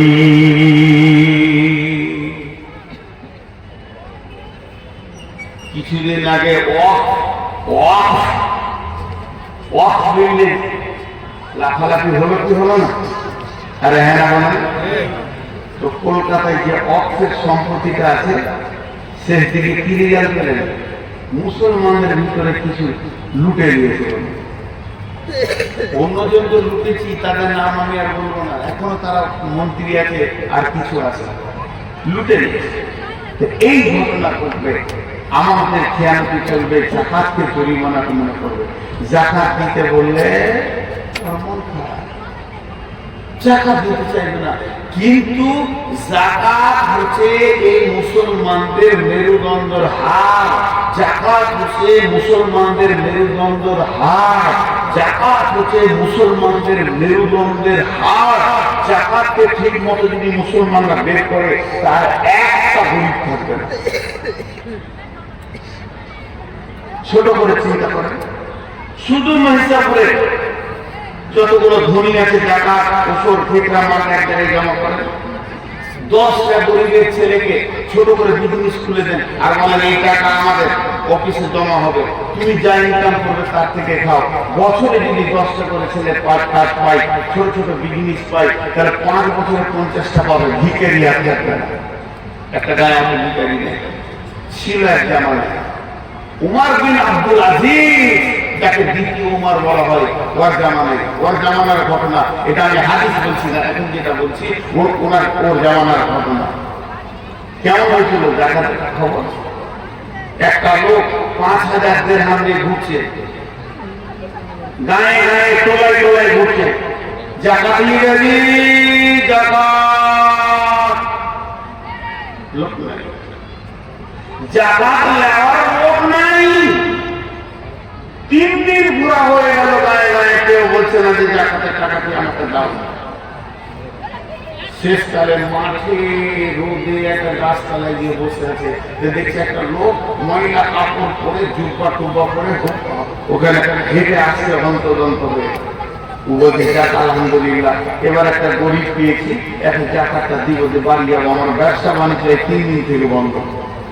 ওর কাছে যখন এসেছে আসসালামু আলাইকুম, আগে সালাম করতে আগে করে ভালো আছেন ভাই, যাক আপনি এসেছেন, আমি এই জাকাতের মালটা নিয়ে বলছি, কয়েকদিন থেকে বাড়ি ঘর ছেলে পেলে ছেড়ে দিয়েছি ভাই, আজকে 3 দিন হলো জাকাত দিয়ে লড়তেছি না, এই টাকাটা নেন যা আমাকে ছাড়েন। ও বলছে তোর মাথা খারাপ হয়ে গিয়ে মিয়া তোমার কি হয়েছে? বলে জাকাত দিতে এসেছি, কত আছে? 5,000 দিরহাম। কদিন ঘুরছো? বলে 3 দিন। বলে আমি 10,000 নিয়ে 15 দিন ঘুরছি, কাপড় এমনি ময়লা হয়নি। বন্ধুরা আমার, মুসলমানরা সেই জাকাতটা তিলে তিলে হারিয়ে দিল। জাকাত হলো মুসলমানদের মেরুদণ্ড। মুসলমানরা যদি আজও পর্যন্ত জাকাত রাখতে পারত, ভারতবর্ষটাকে টাকা দিয়ে রেস্ট্রি করে নিতে পারত। বন্ধু আমার, এইটা আমাদের শেষ হয়ে গেছে। মানুষ জাকাত দিতে চায় না, জাকাতকে জরিমানা মনে করে। ধানের বছর ধান আসে 30 থেকে 40 ঘন্টার কাজ করছে, আর ধান মেশিনে ধারাই করছে। ধানের রাস লেগে গেছে, পাহাড় বেড়ে গেছে। আর যদি মাদ্রাসাওয়ালা চেকটা নিয়ে যায়, এমন করে তাকাবে, মনে হবে যেন বাপুতি মাল আমি দিচ্ছি। চাষিদের ভিতরে বাপুতি মাল পড়া লোক যদি থাকতো, তোর গালে থাকতো মেরে বছর তোর বাবার টাকা নিতে আসিনি, আমি আল্লাহ ঘরটা নিতে এসেছি। কিন্তু না ভাইরা আমার, জাকাতকে জরিমানা মনে করবে, তাহলে 1 নম্বর হলো জনসাধারণের মাল নেতারা লুটে খাবে, 2 নম্বরে আমানতের খেয়ানতি চলবে, 3 নম্বরে জাকাতকে জরিমানা মনে করবে, 4 নম্বরে আতার রাজুলুম রাতাহু, আতার রাজুলুম রাতাহু, আতার রাজুলুম রাতাহু। মেয়েদের পেছনে পেছনে পুরুষেরা কুকুরের মতো ঘুরবে। এখন একবার জিলেফেরি মার্কেটে গিয়ে দেখেন, রাস্তায় দেখেন যুবক পেছনে যুবতী আগে, এদের দুইজনকে মনে হচ্ছে 80 মাসের কুত্তা কুত্তি পেছনে পেছনে ঘুরবে। আল্লাহর নবী বলছেন আতার রাতুলুম রাতাহু, বরং হওয়া উচিত ছিল স্ট্রং থাকবে বেটা ছেলে, মেয়েদের একটা আশ্রয়ের দরকার আছে, সে ছেলে খোঁজ করবে, এটা ভালো জিনিস। কিন্তু একবারে লেছাড়া হিজড়া বেড়ে গেছে, মেয়েদের পেছনে কুত্তার মতো ঘুরবে। আল্লাহ নবী বলছেন এমন একটা জামানা আছে রে, যুবতীরা তো শেষ হয়ে যাবে লুচ্চাদের হাতে, আর যুবতীরা শেষ হয়ে যাবে রাঙ্গি হয়ে, আর যুবকদেরকে লুচ্চা বানিয়ে ছেড়ে দেবে। অন্য হাদিস আছে কাসরাতুল জিনা, পৃথিবীতে একটা সতী নারী পাওয়া মুশকিল হয়ে যাবে। ওই মেয়েটা নিজের বুকে হাত দিয়ে বলবে আমাকে কোনো পুরুষ দেখেনি, আমার চামড়া দেখে কোনো পুরুষ যেন তার মাথা গরম করেনি, আমি পর্দাতে নিজেকে রেখেছি, আমাকে ব্যবহার করা তো দূরের কথা, আমার কণ্ঠস্বরে কেউ আনন্দ পাইনি, এ কথা বলার ক্ষমতা কারও হবে না, মেয়ে সব ব্যবহার হয়ে যাবে। আল্লাহ নবী বলছেন আতার রাসূলুম রাতাহু। তফসিরে মাজাহিরে এমন দিয়েছে, একটু হালকা বলবো, বেশি বলতে গেলে সহ্য করতে পারবেন না। এই কুত্তার সাউন্ড কিন্তু কুত্তির বেশি শোনা যায়, কুত্তার শোনা যায় না, কি বলছে শোনা যায় না। মেলা করে দেখবে পুরুষটা কি বলে না বলে মেয়েটা চেক করছে। আল্লাহ রাসূল এই বলতে চেয়েছেন, আমরা আপনাকে একটু ইশারা দিলাম, এটাই বলতে চেয়েছেন আজকে নারীরা শেষ হয়ে গেল, রঙের হোলি বাদ হয়ে গেছে, নারীর হোলি চলছে, এখন নারীর হোলি চলছে। আফসোস করে বলছেন আল্লাহ রাসূল যে এরা পুরুষেরা ভক্ত হারিয়ে গেল, আর কি করবে? এটা 1 নম্বর কাজ। 2 নম্বরে পড়বে আত্তা উম্মাহু আদনা সাকিতাহু আকসা আবাহু। কিন্তু একসঙ্গে শুনেলেন, বাপকে ঘুমকে কথা বলবে, বাপের কলিজাতে ধাক্কা লাগবে। যুবক সান্ডা গান্ডা যুবক, বাপের হৃদয় ভরে গেছে আমার ছেলে তরুণ নওজোয়ান, কিন্তু মিষ্টি করে কথা শোনার অভাব হয়ে যাবে। আল্লাহর রাসূল বলেছেন সাফকাতুল ওয়ালিদাইন, যুবক রে অঙ্গভঙ্গি এবং কণ্ঠস্বর বাপ মায়ের কাছে এমন করে দাও যেন কলিজাটা ঠান্ডা হয়ে যায়। কোরআনে আল্লাহ বলেছেন কারিমা, নরম ভদ্র মিষ্টি কথা বলো। ওয়ালা তানহারহুমা, ধুমকাবেন না। মায়ের আব্বাকে ধুমকে দিয়ে তাদের কলিজাতে লাগবে যুবক, তাকে ধুমকায় না। আব্বা যদি বলে শফি, আব্বা যদি বলে আব্দুর রহমান, আব্বা যদি বলে হবিবুর, একবার দেখেছে আব্বা হবিবুর, কিংবা মা বলেছে হালকা করে বেটা হবিবুর, দূরে চলে আসেন, জি মা কি বলছেন বলেন। আব্বা বলেন আমি রেডি আছি। আব্বা কি বলতে চাইছেন আপনি বলেন। মা কি দরকার বলেন। মা বাপের কলিজাকে ঠান্ডা করে দিতে হবে। আল্লাহর নবী বলছেন মত আসানে হবে, হাসতে হাসতে তুমি জান্নাতে যাবে। কিন্তু এই কিয়ামতের আলামত বলতে গিয়ে বলছে আকরা উম্মাহু আদনা সাদিকাহু আকসা আবাহু, মাকে ভুলকে কথা বলবে, বাপকে ছেড়ে কথা বলবে, আর মিষ্টি কথা বলবে বন্ধুকে। বন্ধুর সঙ্গে মিষ্টি মিষ্টি কথা হবে। তিনজন শেষ, সূর্য ডুবে গেছে, মাগরিবের নামাজ হয়ে গেছে, বাড়ি থেকে হুন্ডা গাড়িটা বের করছে, কোথাও যাবে। 22 বছরের যুবক, আব্বা মুরব্বি ওখানে বসে আছে লাঠি হাতে করে, করার ক্ষমতা নাই, চোখে কম দেখে। দরজাতে গাড়িটা যখন বের করছে, আব্বা হালকা করে বলছে কে রে, মিজানুর নাকি রে? ও তো জানে রাতে ছোট বেটাটা ছাড়া কেউ যাবে না। মিজানুর নাকি রে? কোথায় যাবে বাবা? গরম দিয়ে যাবে বন্ধুর সঙ্গে সার্কেস দেখতে, তুমি দিয়ে যাবে। তাই ওই মাগরিব পর বেড়ে উঠে কোথায় যাবে বাবা? এই কথাটা যে কত কলিজার ভিতর থেকে বলছে আপনি বুঝতে পারছেন না। চট করে ধমকি দেবেন, কোথায় গেছি না, যেখানে যাবো মা কোথায় কোথাও কোথায় বাপকে বুকে দিল, চলে গেল সার্কেসে।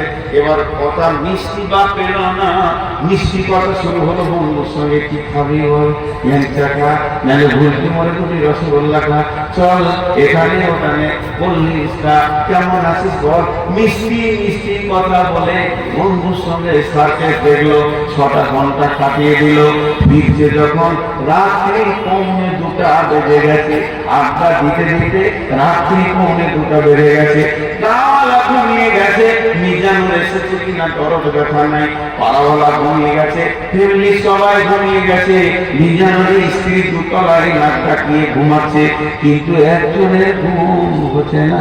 বাড়ির বারান্দায় বসে বসে খালি ঘুরতে রয়েছে। এটার নাম হলো মা। মায়ের আর ঘুম হচ্ছে না। কলিজাটা আমার কখন আসছে?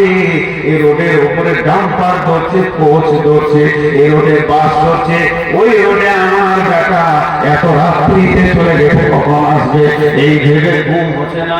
ঠিক তখন 1:45 বাজছে, বাইকটা নিয়ে ঘুরঘুর ঘুরঘুর করে ঘুরছে। মা বলেছে দরজাটা খুলেছে, বলছে দেখাই বাবা। এটাও বলেছে কলিজা থেকে। মাকে দুটো ঘুমতে দিবে, তোর কি ঘুম নাই? তোর হোসেন খালি রাত জাগিয়ে এই যে বলে দিল। যাওয়ার সময় বাপকে দিল, আসার পরে মাকে দিল। মধ্যখানে বন্ধুর সঙ্গে মধ্য কথা, আনন্দের কথা বললো।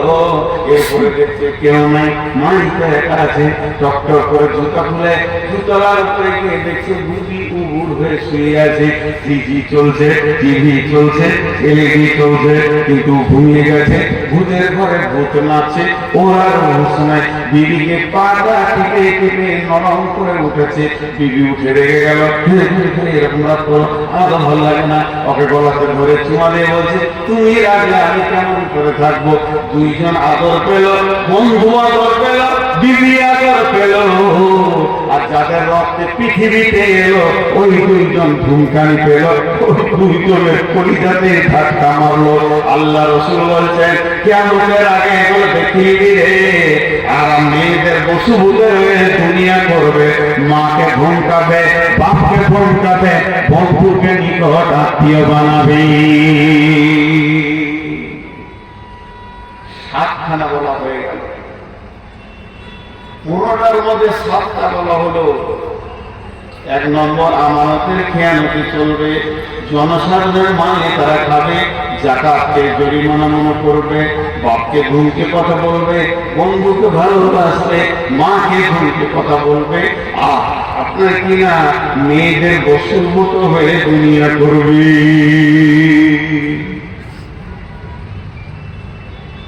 সবই তো উঠে চলে গেছিল। কটা আছে জি, আর বাকি কটা শোনাবো না ছেলে তো, হ্যাঁ শোনার বলছে, তাও আসতে বলছে। রোগা সুগার তো আবার হয়েছে, আপনারা জোরে কথা বলেন। এবার হলো 8 নম্বরে যাহা কত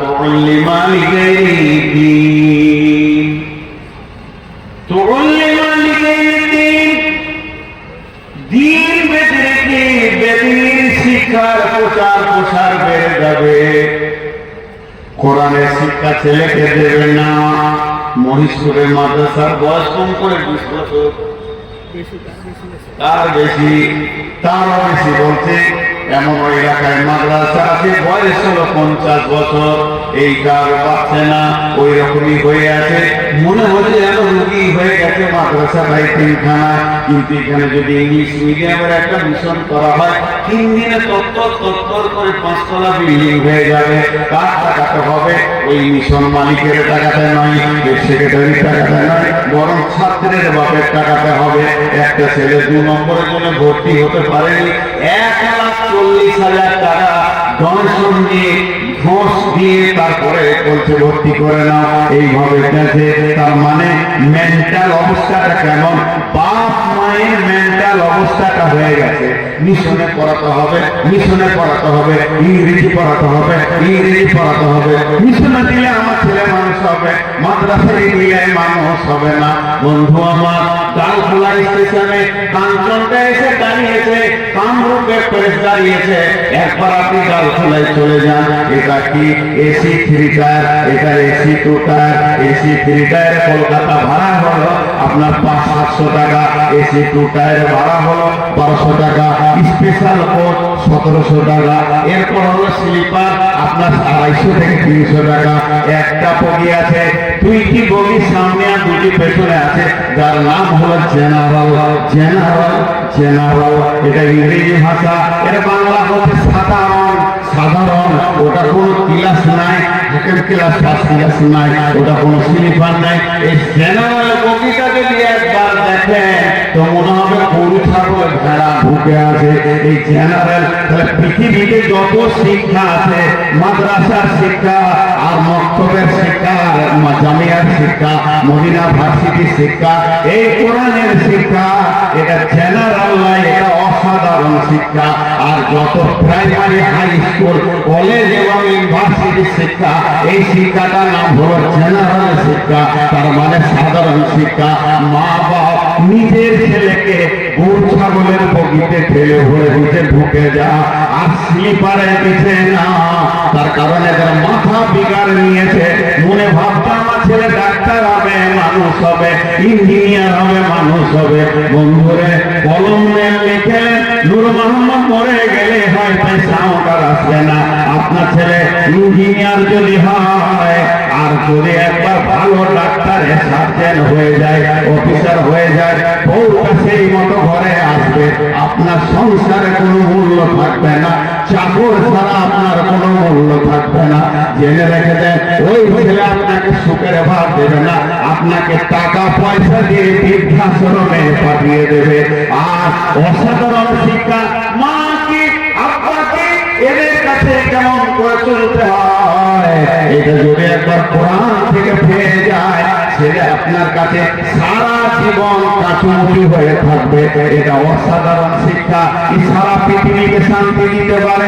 ডাক্তার মরে গেলে পড়াশে, ইঞ্জিনিয়ার মরে গেল, বুদ্ধিশে